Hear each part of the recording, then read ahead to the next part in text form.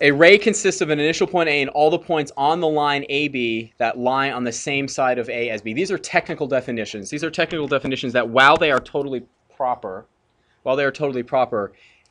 they can make something simple sound a little bit more difficult. So right here, if this is point A and this is point B, would that be a line segment or a line? That'd be a line segment. If I added these arrows on like this, that's now a line. So this says a ray consists of an initial point A. So our initial point is going to be A. And all the points on line AB that lie on the same side of A as B. So what side is that going to be? Up and to the right. So that right there would be ray AB. And it's notarized like that with a little arrow going from A to B. So what's an angle? It goes past B, all the points. It keeps going. It's on that same side. B is only used to describe the side of A we are talking about on that line. Okay. So if we know that that is a ray, how would we define an angle? Exactly. Two rays with the same initial point. Exactly. Two rays with the same initial point. Awesome. If I can actually copy and paste, this would actually be helpful, but clicking is more important apparently. Okay. So now we have an angle consists of two different rays that have the same initial point. The rays are the sides of the angle. The initial point is the vertex of the angle. So we have ray, let's say, AB. So where does the vertex have to be if I'm going to form an angle with this ray? At A, so we could say it's going through C. So what we have ray AB and ray AC. Together they form angle BAC. What's another way to say that same angle? CAB. You put the A, the vertex of the angle, in the middle of it. Okay, so that's an angle. Let's learn a few things about them. A few things here. Let's do this. Let's got the whole thing. Put it right.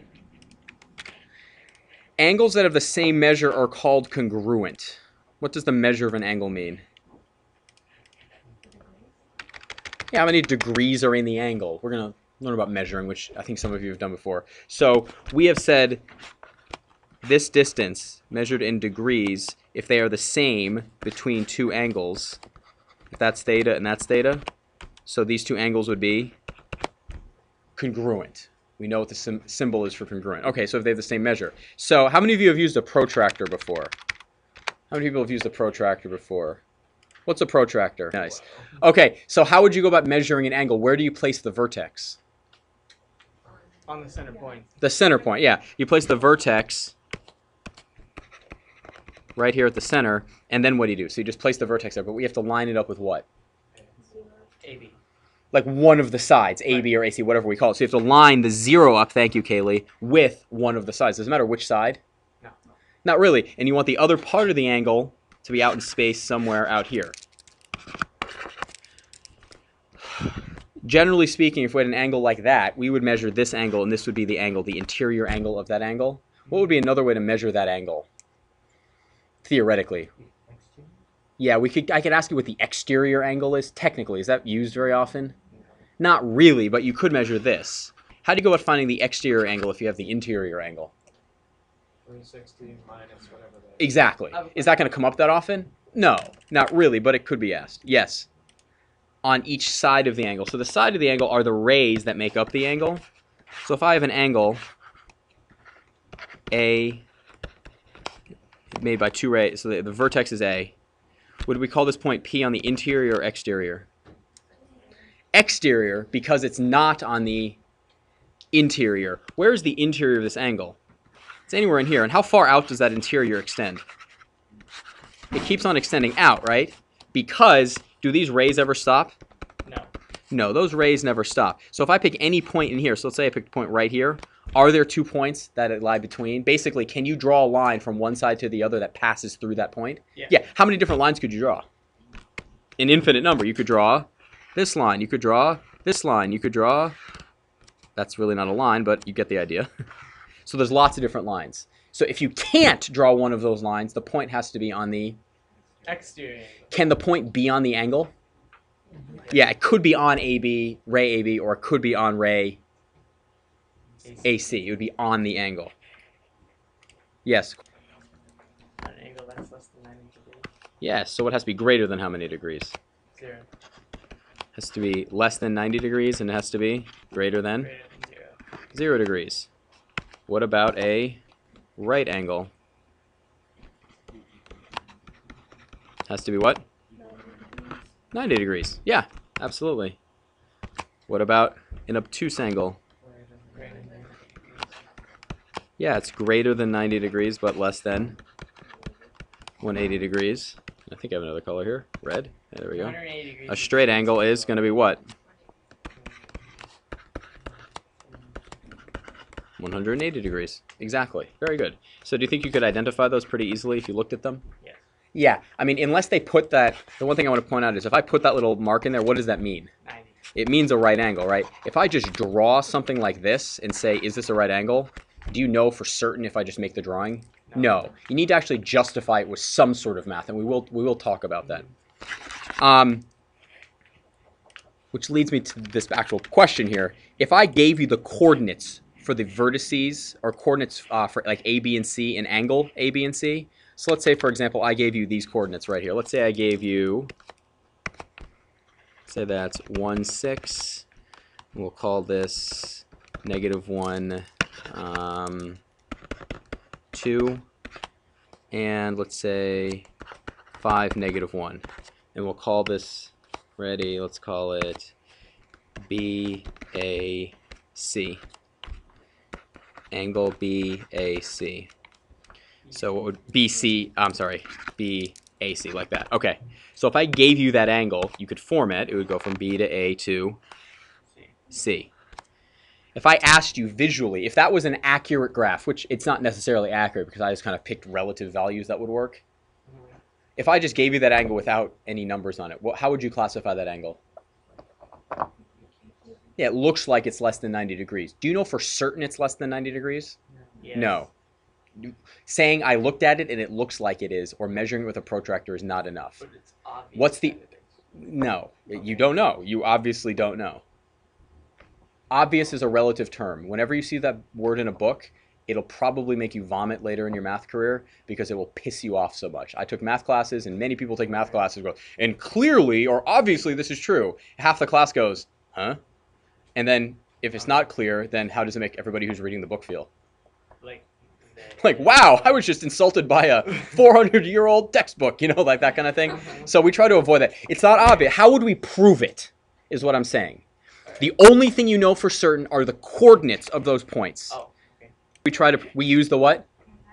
If it fit the Pythagorean theorem, it would be a... Right. If it doesn't fit the Pythagorean theorem, it is not a right triangle. You don't know, but it's definitely not a right triangle. So how would you try to apply the Pythagorean theorem to this? What would you have to find? Yes? Which distances? And? Do that right now. Find all 3 distances for me. If this is a right triangle right there, the square root of 20 squared plus the square root of 45 squared would have to equal the square root of 65 squared. A squared plus B squared is C squared. We'd have to see if the square of these two sides is equal to the third. Oh, dude. And does it actually work? Does 20 plus 45 equal 65? I say sorry for saying that it was obviously not right. Exactly, yeah. I mean, I said I didn't draw it to scale, yeah. apologize. So is that a right triangle?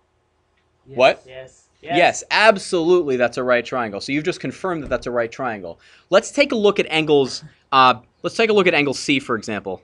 Let's take a look at angle C. Let's say I asked you, is angle C a right triangle? What would you have to test to see if it's a right triangle? Is angle C a right triangle? Sorry, is angle C 90 degrees? Oh. What would you have to test to see if angle C is a right... C is 90 degrees. What would you have to test? What would you have to test? Yes. The square root of what? Okay, I'll give you a hint. It's the exact same thing we just did, but with different ordering. Yeah, BC, square root of BC squared. So the square root of 65 squared plus the square root of AC squared. 45 squared. Does that equal what? Square root of AB squared. 20 squared. I'm putting that question mark over because we're seeing if it's true. Does 65 plus 45 equal 20? No. No. 65 plus 45 is greater than? 110. It's greater than 20. Do you agree with that? Okay, so this is definitely not a 90-degree angle right there. Let's say I asked you, is this a right angle? There's different logical ways you can say it's not, but I'm asking you, if we're just using distances, what would we have to do? We'd have to do, Square root of BC. yeah, well, so what's the length? Root 20 squared. Yeah, you do root 20 squared plus Root 65 squared. root 65 squared, and you're asking yourself, does that equal what? 45 squared. 45 squared. And we have 20 plus 65. We know that that's not equal to, what is it? Greater than Greater than. 45. So is it a 90-degree angle? No. It is absolutely not a 90-degree angle. Looking at these, is it possible for two triangles to have two 90-degree angles? For a triangle to have two 90-degree angles? No. No, because there's got to be a third, and 90 plus 90 is already... And the three angles added up need to add up to 180. So you know that both angle B and angle C both have to be what? Acute. Acute. So let's say, I'm going to introduce something slightly different. Let's say I gave you a different triangle, the coordinates for a different triangle. Let's say I gave you here, here, and I don't know, here. So let's say I gave you these coordinates. Ready? 1, 1, 5, 2, and negative 4, 3. And I call this point A, this one B, and this one C. I want to find out what type of angle, conclusively, what type of angle is angle, what is the measure of angle BAC? I could ask you that question. What is that? What could you tell me about the measure? You're not going to be able to find out the exact measure because you haven't taken trig. It looks like it's what? Obtuse. It looks like it's obtuse. How are we going to prove that? Well, let's try proving. Let's see if it's a right triangle. Let's see if it's a 90-degree angle right there. Let's see if it's a 90-degree angle. What are we going to find out first? The distance From A to B. The distance from A to B. What's that going to be? The square root of 1 minus negative 4 squared plus what? 1 minus. 3 squared. So that's going to be 25 plus what? 9. Nope. 2. Nope. 4. Yay! So what's the distance? The square root of? 29. 20. You see that little hook I put on the end of the square root signs? Mhm. That helps. Square root of 29. Okay. What about the distance from A to C? That's going to be the square root of 5 minus 1 squared plus what? 2 minus 1 squared. What's that going to be? 17 squared. 16 plus 1, which is the square root of 17. 17. Okay, so we just got the square root of 17. That's nice. What's the last distance we need? B to C. So we use it badly. Again, we need B to C. And that's going to be 5 minus what? 5 minus what? Yep, 5 minus negative 4 squared plus what? 2 minus 3 squared. And that's going to be 81 plus what? 81 plus? So it's the square root of? Yeah. So this one is the square root of 82. So if we tested this to see if this is a right triangle, we would need to test, was it 29 was the first one? Was that true? Yep. So it was the square root of 29 squared plus the square root of 17 squared. Does that equal the square root of 82 squared? So 29 plus 17 is what? 46. 46. Is that going to be bigger than or less than 82? It's going to be less than 82. So what type of angle did that look like it was? Obtuse or acute? It looked like it was obtuse, and we ended up with a What is obtuse? Because a less than sign. And up here, let's look at the two acute angles we did. B and C up there. What did we end up with? Greater than. So now, do you understand, or do you think you have a way to prove if an angle is a right angle, obtuse, or? Yeah, obtuse or acute. Yeah, if the two sides squared added together are greater than the third side squared, it's going to be a obtuse angle. If the two sides squared added together are less than the other one, what's it going to be? Squared, it's going to be a acute. So let's write that down. We're going to write that down. Give an angle So if you have angle ABC, if AB squared plus the distance from A to C squared is less than what? Sorry, A to B and A to C is less than BC squared, then what? That's an obtuse angle. Then obtuse. If this plus this is greater than BC squared, what is it? Then acute. And if AB squared plus, what's the last one we're going to do? AC squared equals BC squared, then what? Then 90 degrees. And when I say then, I'm going to put this in here. It's then the measure of angle ABC. So is this a way to conclusively prove it? Yes. We haven't done the strict proof of this, but do you believe that this is true? Yes. So this is how you can prove it as well as we need to in geometry class. Yes, go ahead. Two angles given that diagram right there that are adjacent angles. Angle, what's one angle? B what? BAC is adjacent to angle what? CAD. CAD, exactly. Can someone give me two angles that are not adjacent angles? I'll start you off. Angle BAD is not adjacent to what? BAC, right. Because they share common. Interior points, exactly. So these two angles right here, BAC, that one is adjacent to there because they just share one side, but do they share any interior points? No, they don't overlap.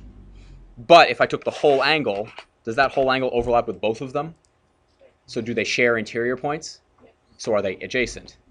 Exactly, exactly. Are you okay with this terminology so far? Does this make you feel nice and safe and fluffy and warm? Yes. Good.